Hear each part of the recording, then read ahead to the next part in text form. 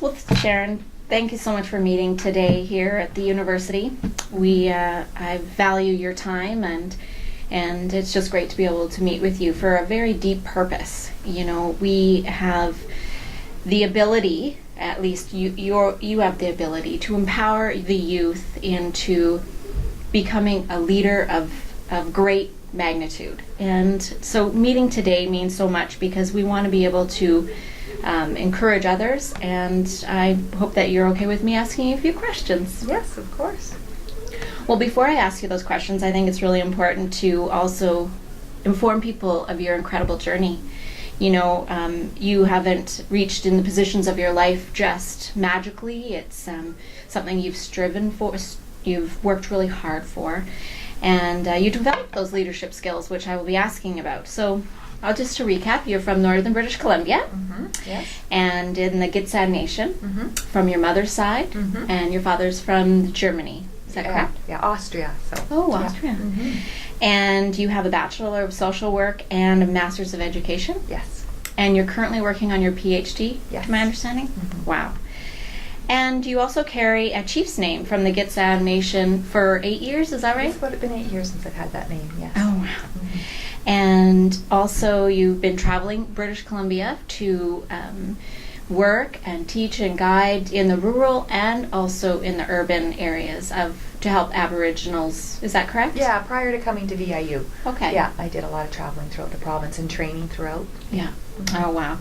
And, you know, just it's a recap because I want to precept the reason why I'm here today to ask you these leadership questions. You're going to have some inspiring things to say. And last but not least, you have 2 twin girls, Yes. age 10. Yes. And also a wonderful marriage. And I believe this April it's going to be 17 years. Yeah, you've really done your research. 17 years, oh my gosh, yes. Congratulations on all of that. Yeah. It's quite a list of achievements, isn't it? Thank you. Yeah. You put it that I'm- way, yeah. I'm an honor. It's an honor to be here with you. Oh. So with your skills, passion, commitment, and your collaboration to work with the Aboriginals, will you please help us and those that will see this beautiful video of us to describe what it is and how to understand of 3 things. First, how could you describe managing and maintaining the roles that you're in and responsible for now? And how do you do that while continuing to keep your cultural identity? Right. Okay. Yeah, that's a good question, and I think for the most part, you know, I think my cultural identity of who I am and where I come from is a given in my work, and it's not like it's detached in any, you know, that I see. But it's interesting because then there's certain times in the workforce and in your position, in a leadership position, where maybe your values and ethics and principles that, you know, are a part of your cultural identity are challenged, you know, or there's a disconnect in that you feel you're not operating from that place. That's where I feel like, whoa, then it becomes conscious to me as to that I have to deliberately focus on that, maintaining my own sense of who I am, my own values and ethics in those moments. But again, for the most part, it's until you come against, you know, a difference, that then it becomes more of a deliberate kind of focused intention, and then how do I maintain that is you know, and I'm as a my leadership style isn't one where I'm quick to respond and quick to make decisions and quick to comment. I'm a processor and a reflector. So that's kind of and in a post-secondary institution, I find, you know, people are all of those. They're quick. You know, people are making decisions like that. There's lots of talk, but a lot of the talk comes from here and not here. And so my kind of cultural identity, what I've been taught, is you start from here and then you go to here. And so that's the challenge. Wow. Is being in this institution is when there's that disconnect, and again, it's not like it's an everyday thing, Mhm. but when it comes up, it's like, okay, then how do I, and then your question is, how do I maintain that, is, I surround myself with people who get that, who I can go and talk to, Mhm. who can support me in ensuring that my voice, my leadership in that area can go forward. That's really good. And the other thing is, I'm very fortunate at BIU because we have so many elders, and the elders are always there to kind of hold you up, right, and help you in those areas, and also talking to my own family and people around, when I'm challenged, and colleagues across other institutions in BC, right? I've got Mhm. there's other, especially women in similar roles, and I really look to them to support me. But yeah. Wow, I can see why that would hold you strong. I mean, you're conscious, you make hard decisions, and you have really good mentors in your life. Mhm. And that's really valuable. Yeah. Sometimes I think you're right. We would forget some of those basics that are root yourself in a thought process that make the decisions that have good, strong values. Mm-hmm. Yeah, absolutely. And I find, when I don't come from that place and I don't take that time, and sometimes I'll maybe react and that leads to a decision that's, and it always, 90% of the time comes back to haunt me. Like, that whole, you feel it in your gut. It's Yes. a feeling like this isn't, that this isn't a good thing. And I think I need to pay attention to that. The fact that you're aware of it right away is exceptional. I can just immediately think of things of how I've reacted or wish I could have had more thought process in it. So great. Yeah. I thank you for sharing that. Yeah, and I think what one of the elders teaching that I really is, they say, be careful what you say, because you can't take your words back, right? So you really, it's, again, we were talking about this morning about the elders, and they really teach you that, to be prepared and to be careful. And I think that's a difficult thing, because that's not seen as often in leadership, it seems like you're being tentative and not making decisions, right? Where from my perspective and my teaching, it's the opposite of that. Well, there's no doubt that it's created success in your life, because the list of achievements we've already mentioned. So nice. That's wonderful to know how that's worked for you and it'll work for other people, right? Thank you. Well, in regards to the graduates getting prepared to work out in British Columbia, another challenge that I would like to see if you could help out and guide are the fact that how do they work out of their community where the jobs are available or the opportunities are available, perhaps they're volunteering even, but they have a difficult time connecting with their community. How do they stay connected both in their cultural roots and also within their new community where they're, doing either business development or volunteering and caring about that community too? How do they manage to balance both of that and remain connected? Mm-hmm. Yeah. Yeah, I think, it's a challenge for sure. Yeah. I mean, over the years, my thoughts on that are kind of that, maintaining a cultural identity and that sense of self is so much an inward journey, right? So it's, and I think there's a bit of a disconnect where people think that to live a culture lifestyle, to that you have to be immersed in it, and I don't. But immerse means like attending a potlatches or whatever your cultural ceremonies look like.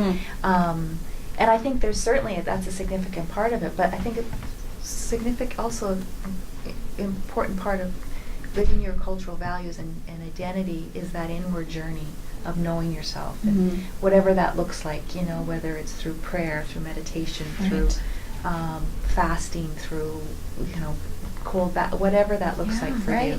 So I think that's a big piece of it. That can maintain you when you are disconnected, and from here, like especially physically, like my community's way up north, so yes, I don't get home often. I get home a couple times a year, and I think that's important. Is that when those touchstones are for you, and for me, I can guarantee I can get home a couple times a year, and I'm conscious of going home to be part of we have a feast system at home, and when I can do that, and that can ground me and restore me. Great. And bring me back, and so I think that's important. But I also think, again, for me now, in this, as I said in the previous question, in this kind of urban context, again, I have friends and mentors who are in similar positions, and we get together and we can also, participate in kind of cultural things that we make for ourselves when we're disconnected from our community, and even whether coming together through food and potlatching, and or not potlatching, potlucking, and just being with community. You form community. You can form community wherever you are, and I think that's important. And right. Yeah. Right. So that you're advising for a graduate to go out and find the peace within themselves, be grounded, and make an effort to stay connected to their community in all of the beautiful ways you mentioned, and connection with potlucking and even internal meditation. Those are all really good ideas, Mm-hmm. because working outside of your community or being outside can affect if there's a lost feeling, which is that disconnect, right? Yeah. So really wonderful, and the fact that you can you can do that within the community you're in as well. Yeah. Create that circle. For sure. And I think the other piece there is, again, I have to say, the elders at BIU, but I think that's what's so great about the elders. My experience has been wherever I'm at, elders are welcoming of anybody. So if you're outside your community and go to an elder in another community, and I know that's been your experience, where they're, they just take you in, and they're there to talk to you, and I mean, that's what I value too, and I that keeps me grounded, and I would encourage anybody in positions as graduates, they go out, is to find those elders who can do that for them and make relationships with, and maintain that relationship, and foster that.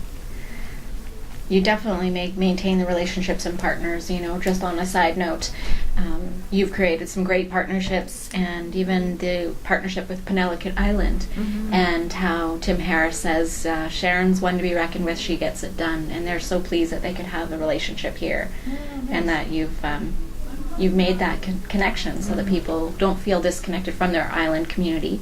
They're here and they have the support. So right. Yeah. No, congratulations that's the goal. to you. Yeah. So the last question, thank you so much, is what could you recommend to the graduates when, there is the difference of working in a public or a private institution, and there are cultural differences, and perhaps I guess we run into ethics at times, and we hope that never is the case, but the culture and the strategic plan of the company. How do you work in regards to that? Is that did I explain that right? The public and the private institutions, and how they can keep their cultural identity throughout that. Yeah. I think that the trick there is that every institution that you work for, whether be private or public, will have its own sense of values and the way they do things, their culture, and so often I think as Aboriginal people, we bring a different set of values and ethics, like I said, to that context, because again, not all, but for the majority, especially public institutions, larger public, there's a bureaucracy involved and a very institutional way of getting things done, and it has to be that way to a certain effect, because else it would be chaos, right? So there's rules and there's procedures and policies and all of that. So the strategies for, again, you'll have to repeat it. So the strategies for of helping them keep their cultural identity and in the differences of structure within private and public institutions.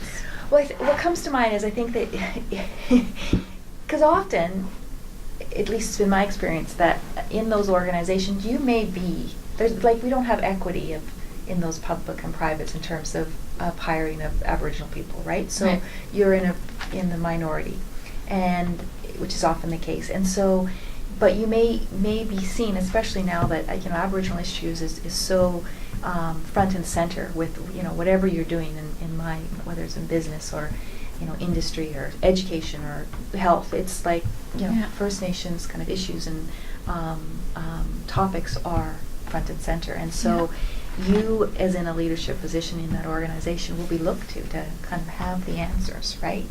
And I think especially, my advice, I hate to give advice, but I'll share my experience with that, is that I think, again, when you're new and you're trying to make an impression, you come with, you're ready, right? You come from school, you've got all these skills and theory, you're like, give me to work, and then you're looked to as the Aboriginal person to maybe speak and address that. And you may be hired specifically as the Aboriginal person to uphold that, and that's a daunting task. So it's daunting, but you're at the same time saying embrace it, because it could be a leadership opportunity. Well, yeah, I think embrace. I mean, that's an interesting way you bring that back to me. Embrace. I think that's again what I think the elders always kind of teach me is that, you have to be grateful, and maybe it's not embrace, but it's be grateful for that opportunity. Okay. Be grateful that you are in that, for whatever reason you're in that position and you're being seen to do that, but with that gratitude brings responsibility, right?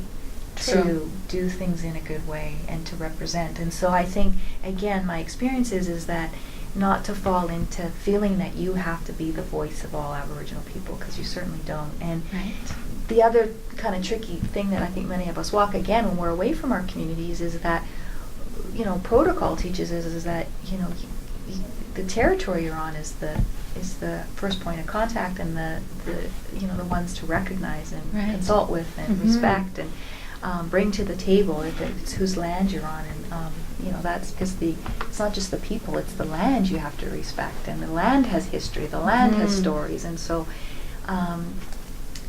so that, again, like for me being here, I'm Gitxsan, but I'm living and working on Coast Salish territory. And so when someone comes to me and says, Sharon, what's your recommendation on A, B, and C of something, I could say, well, I can give you my thoughts as Sharon, as the Director of Aboriginal Education, who's Gitxsan, but I can't give you a recommendation as Sharon from Gitxsan, because that's a larger conversation that has to happen with community and with the knowledge keepers in the area, and looking at taking all those into consideration. So I think that's the balance, is showing leadership, representing, upholding an Indigenous voice, an Indigenous perspective, but also being conscious, if you're not from that place, who then do you go to and show respect for? Yes, that is something I forgot about, that we are on traditional territory and somewhere different than maybe other backgrounds are from. And it is something to respect when you're in a work environment. So either, embrace it quietly or embrace it with the responsibility that comes with it, right? You have some choices there.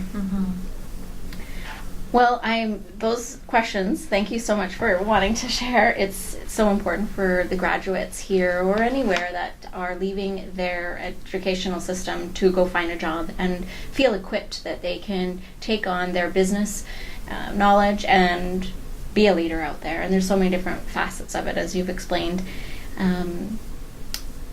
One motto that I think is something that I'll keep in mind at all times is something that you quoted of your grandfather.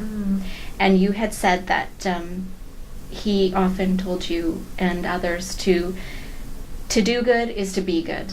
And you had mentioned how, even though they're simple words, to do good is to be good, you explained the value of it is that we go into things with our heart, and good things will come. And you just shared that in helping understand leadership roles wherever you are, right? Make some decisions from your heart. And those are valuable comments that you could quote from your grandfather. Like, how beautiful is that? Yeah. Thank you. Yes. So, in the summary, you believe in collaborations, partnerships, The Penelakut Doves quoted you, and Powell River, you've spoken, and you've traveled a lot. So we appreciate having this such a leadership in our community, and that I can be around you. And I look forward to seeing you further. And on behalf of the Chinook program, which I belong to now, Patrick, Danielle, Miranda, and Joe, we all want to say thank you so much. Oh, you're for very your welcome. time. Thanks for taking the time to talk to me. Yeah. Thank you. It's great. Thank you.